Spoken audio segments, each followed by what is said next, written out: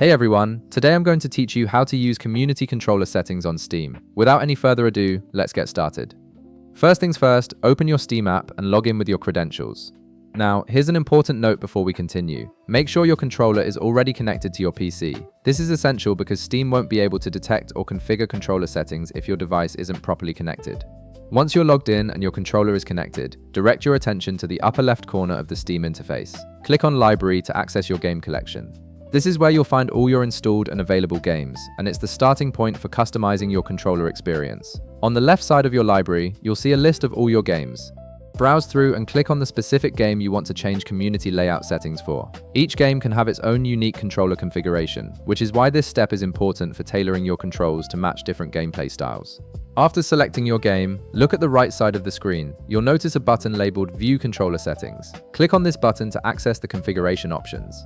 This opens up a dedicated window where you can modify and customize how your controller interacts with the selected game. Next, click Enable Steam Input. This feature allows Steam to recognize your controller and apply custom layouts created by the community. It's what makes the entire customization process possible and gives you access to thousands of pre-made configurations. Now, at the center of the controller window, click Gamepad.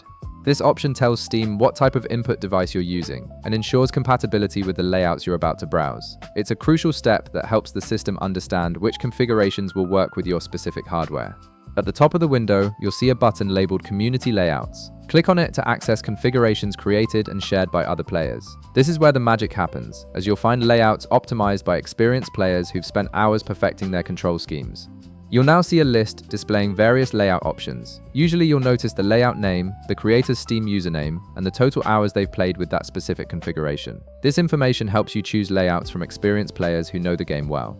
Browse through the available options and click on your preferred community layout. Once you select one, it will automatically download to your system. The download is typically quick since these files are relatively small, but give it a moment to complete before moving forward.